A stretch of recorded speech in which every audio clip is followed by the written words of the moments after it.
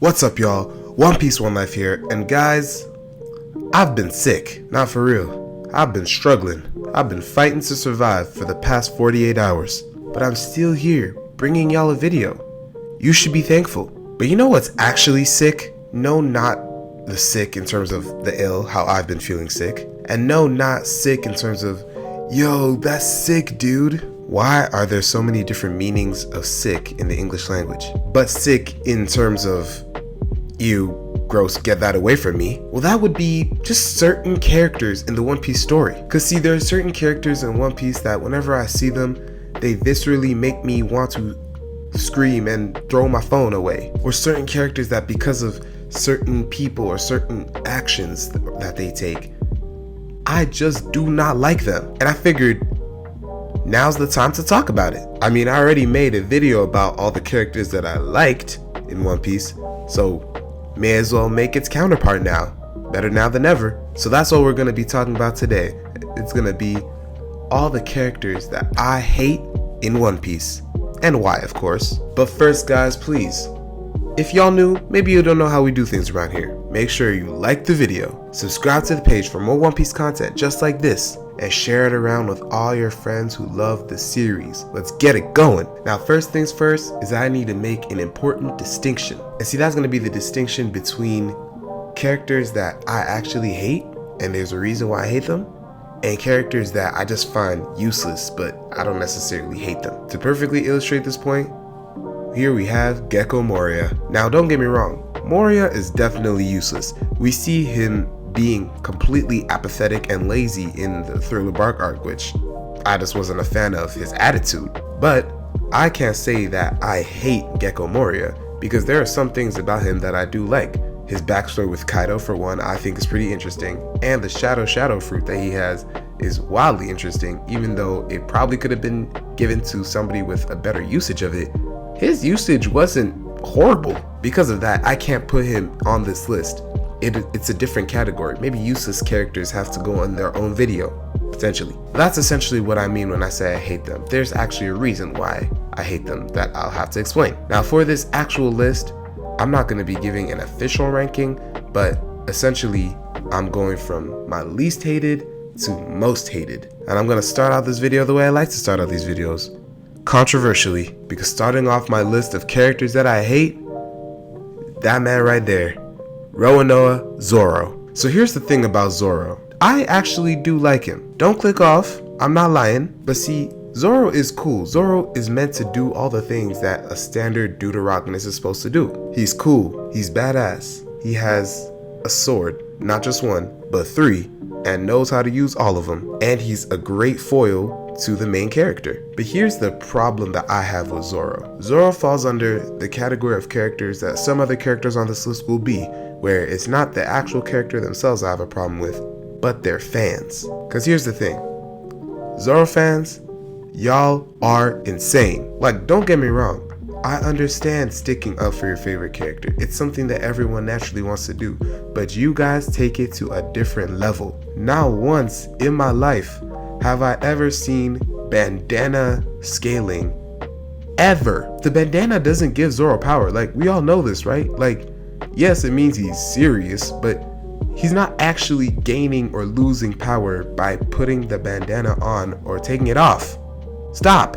And then on top of that, the whole, now that he's unlocked Conqueror's Haki, it's another whole thing of how he's going to be using it in the fights, and Zoro fans want to comb through every single panel to find, guys, at some point we just gotta stop. But then of course the other reason is because, I mean guys, I'm a Sanji fan, so obviously as a Sanji fan I have to go against the Zoro fans. But don't get me wrong, the thing about me as a Sanji fan is I can still acknowledge when Sanji goes wrong, and I can still acknowledge when Zoro is portrayed better than Sanji, which is gonna be most of the time, because again, Zoro is the second main character. It's just a fact. But the difference is that Zoro fans, y'all can't do the same. Y'all don't know how to give Sanji his flowers. It needs to happen, guys. Honestly, the Zoro Sanji effect in the One Piece community needs to be studied and made into a documentary, because I have never seen 2 characters have a rivalry in a show, and then in the meta of their fan base, their 2 fandoms also have the same rivalry. That is crazy to me. Honestly, it's actually worse, because Zoro and Sanji don't actually hate each other. Some of y'all actually be wishing death on each other. It's insane. But anyways, he is my least hated just because it's also like, at least to me, it's not that serious, but at the same time, I'ma still hate on Zoro fans. Now next up on the list, we got Hody Jones. So my thing about Hody Jones is he went about it the wrong way. He was for the cause, but went about it the complete wrong way. So we all obviously know fishmen are allusions to black people, right? In One Piece, it's just One Piece's version of racism and race wars. And of course, as a black man, that hasn't been lost on me. So of course, Fishman rights and everything that we see about the fishmen in the entire story comes down to that focal point of, yes, the world government did enslave the fishmen. So for a long time, or at least in a lot of people's minds, it was justified. What they were doing was justified. But just like the real world, there are ways to go about it. Because see, here's the thing about Hody Jones. A lot of people like to compare the notable fishmen to notable black leaders. Well, if you got Jinbei as the MLK and Arlong as the Malcolm X, then Hody is the one guy who is really down for the cause, but will still commit black on black violence in order to prove a point. The reason that I don't hate Arlong is because as mean as he was to Nami, and as much as your past doesn't justify your present actions, he still cared. He still had a reason, and he still cared, especially for his brethren. Arlong still cared about the movement, and he still cared about the people he was fighting for. Hody wasn't just offing humans. He was also offing the fishmen who didn't agree or align with his views, the pinnacle of which was the queen of the kingdom he was supposed to be under. Now, I don't care. Hody Jones is diabolical. And on top of that, what kind of fight was that supposed to be underwater? How do you lose to a Delphi user underwater as a fishman? Is that not embarrassing? And he was roided up. Yeah, get this man out of my face. Next up, it's Foxy. I don't have much to say about Foxy. He's just there. He's just ugly. He's just, why Foxy? Like, every time I think back onto all the villains of the series, I'm really like, why Foxy? Why did Foxy exist? Like, don't get me wrong, I definitely understand the point of the Davy Backs existing. I strongly believe that the Davy Backs are going to tie back to things that we're going to see in the final saga. And I've even used the Davy Back in my own story in a different sort of way. But why did our introduction to the Davy Back have to be through Foxy? Like, I get it, it's supposed to be a comical arc, and so therefore Foxy's a comical villain, haha, cool. But like, I also just feel like the Noro no Mi, the Sloso fruit, is wasted on him. Like, yeah, he uses it for parlor tricks and like cheating and stuff like that, because obviously, but imagine it applied in a battle application, in a battle sense. I mean, in my story, I wrote somebody with the dupli power of the Sloso fruit, and he was much better at using it than Foxy was, in my opinion at least. Obviously it's biased because I wrote him, but still, I just feel like it's a more compelling way. But enough about people we probably won't ever see again. Let's talk about someone we definitely will see again, and that's Akainu. Now here's the thing about Akainu. I hate him because of the pain that he caused Luffy. The pain that Luffy felt through the death of Ace, and Akainu is just the mechanism through which Ace happened to die. That's what really, I'm like, damn, I need to see Akainu beaten, because that is just, it has to be revenge for Luffy. But with that being said, I do not hate Akainu for doing his job. Say what you want about his methods, because he is extremist, but no one can say Akainu wasn't doing his job. He did go a little bit far, just like Hody Jones when he tried to off Kobe, and when he did off that other Marine guy. However, he did his job in killing Ace. And let's not forget, Ace was also stupid, because he didn't have to do that. But Akainu is one of those ones where you just know the fight is coming, and you know that whatever we're gonna see from him next, it's gonna be pretty great, regardless of if you like him or hate him. But despite that, seeing him go down is still gonna feel really good. Next up, I have Lucci. Now I can't lie. In the most recent video, I just said that Lucci had bolted to the top of my favorite villains list, and that's because he showed unparalleled care for Kaku, which I was not expecting. Not only that, they're currently gassing him up in the anime too, so I'm like, right now, it's just Lucci season. And Enies Lobby is still my favorite arc, making Lucci, as the spearheader of that, a major factor of it. Again, I don't hate Lucci, so why is he on here? Because of his fans. I think that Lucci fans may be the third most delusional fan type in the One Piece fandom. Zoro fans are first, and someone we're gonna talk about soon is second. But Lucci fans, I've never understood how Lucci fans are seriously thinking that he's stronger than King. Like, are we really saying that an awakened devil fruit scales somebody that much higher, an awakened Zoan? Because let's not forget that the impelled down jailers are awakened Zoans. And yes, I'm not saying that they are the same strength as Lucci, because obviously Lucci has other things that make him powerful, especially his mastery of the Roku Tsuchiki techniques and the Seimei Kekan techniques. But guys, I just feel like at the same time, we can't lie to ourselves, right? And say that Lucci is beating King, Lucci is beating Katakuri. Lucci, I just don't see a way to possibly frame it in that Lucci is first commander level. It just doesn't make sense to me. Because what that means is that first commanders are gonna have as much difficulty against Gear 5 as Lucci had. And while Gear 5 is busted, I just personally don't think that that's true. I mean, credit to him, he did hold off Zoro for what? 6-7 months? But is that more bringing Zoro down or bringing Lucci up? Remember how I said Zoro fans are first and Lucci fans are third? Well, now we're gonna talk about number 2, and I hate to have to say his name in the video. Kid. Useless Captain Mid, and his fall off is one of the worst things I've ever seen put to page. Because remember, everyone was so hyped for Kid when the supernovas were first introduced. They said he has a higher bounty than Luffy. That means that he's gotta be important, right? Ha ha ha. No, he wasn't. Little did everyone know it was Law's time to shine. I can't even imagine a universe where Kid was the one who got all of that jazz in the New World Saga. Like, can you? But that's not the only reason I hate Kid. I hate Kid because he's the exact type of pirate that everyone should hate. He invalidated the code of conduct. The code of conduct that even Big Mom and Kaido, to some extent, follow. There are just certain things in the pirate world you don't do. Especially in a duel like this. Instead of being honorable, trying to challenge Shanks, and be cordial the way that Shanks sent Rockstar to meet him, he just started coming in there, guns blasting, trying to attack Shanks' friends. And on that, how dare he try to attack Shanks? Does he know who Shanks is? Kid's whole MO was just violence for violence sake. There wasn't a rhyme or reason to his violence, such to the extent that even Killer had to be like, yo, are you sure you want to do this, man? No, for real, think about it. Killer was like, yo, last time we were here, Ben Beckman took your arm.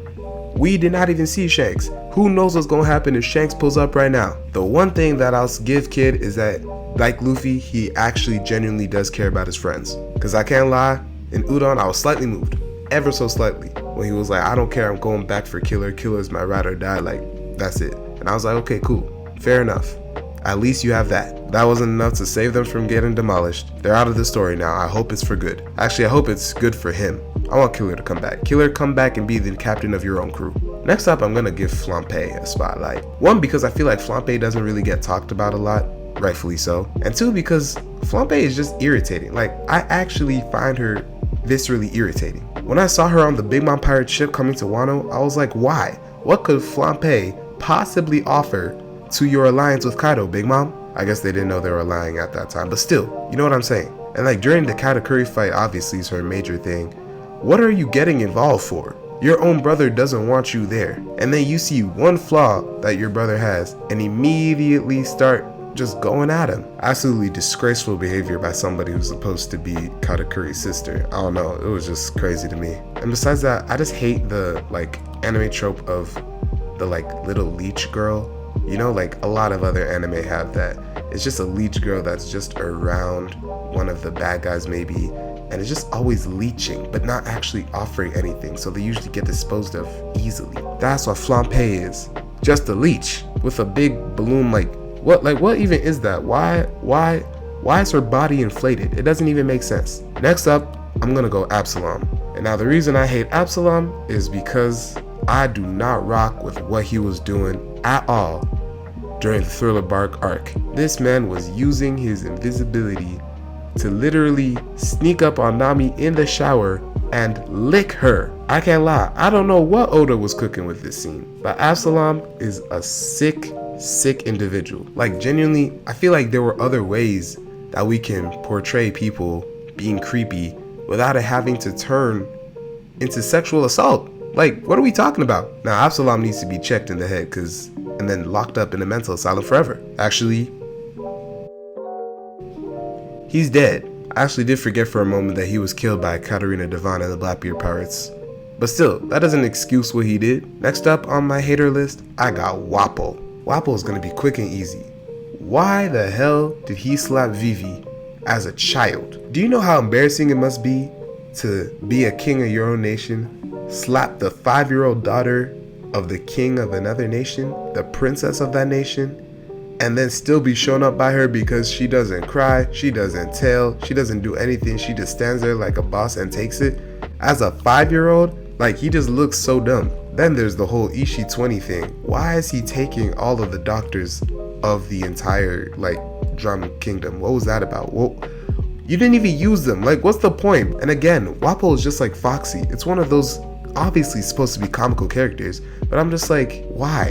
Why do you do the things that you do? You have no motivation. I mean, I guess people could say evil for evil's sake, and I mean, like, yeah, but I feel like even then there's like better people to demonstrate the evil for evil's sakeness. Next up on the evil list, it has to be Caesar Clown. Now, Caesar Clown is another person who is simply like demented. I don't know what his issue is. This man was so obsessed with being the second Vegapunk that when he couldn't be and he was almost being arrested, he blew up an island. He then set up shop on said island, which he could only do because his powers is literally gas. And then he started experimenting on children to gigantify them, getting children addicted to drugs, and creating the sad so that the smiles could be used. Smiles being fruits that literally disable somebody's ability to ever express sorrow. Like, what kind of sick person thinks of these things? And I think the crew's reaction to Caesar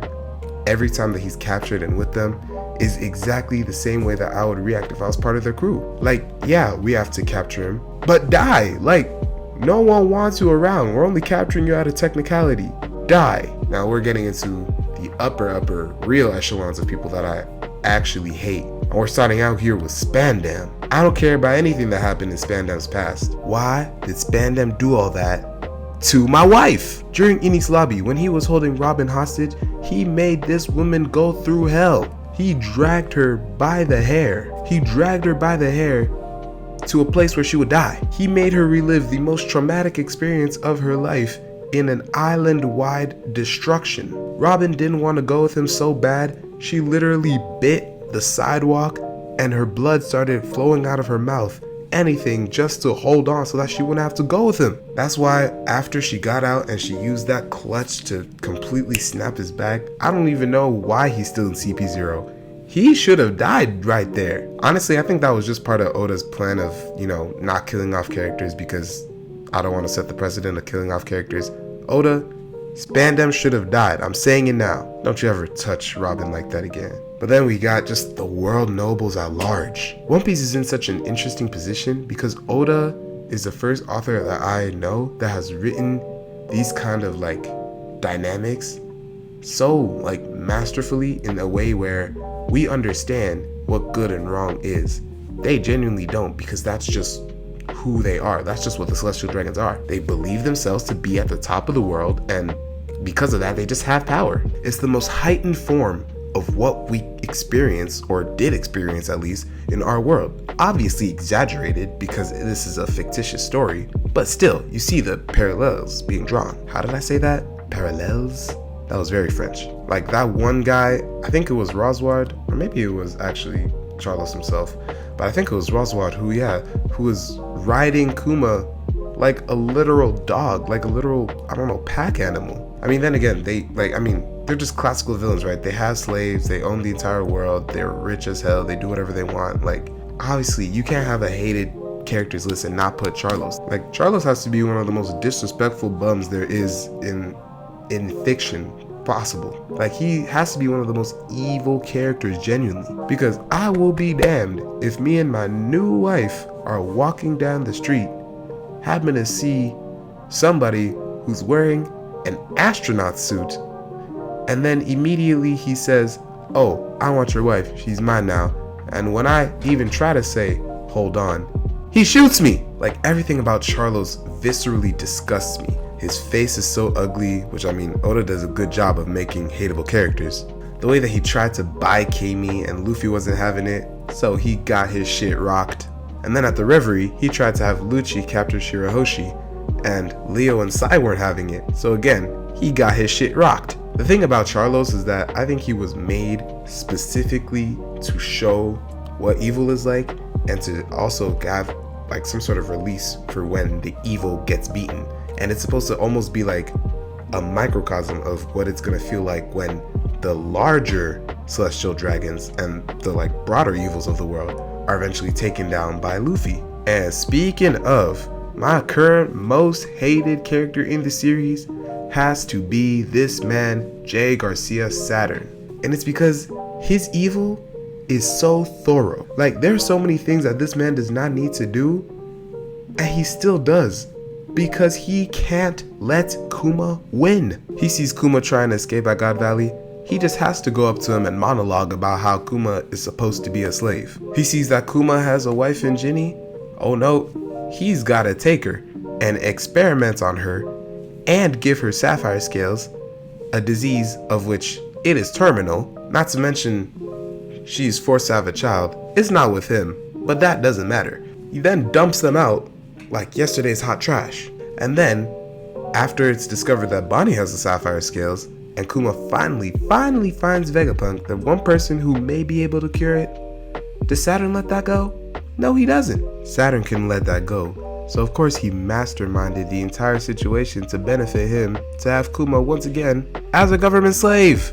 To be fair, Saturn is the ultimate hater. I've never seen hatership on this level before. As a fellow hater, I would say that I kind of respect it, except he's an evil scum and I love anime Jesus, so I would never endorse that. But yeah guys, that's every character in the series that I currently really hate. There may be some people that I do not like, but I left them off the list because my hate is visceral. But who do you hate?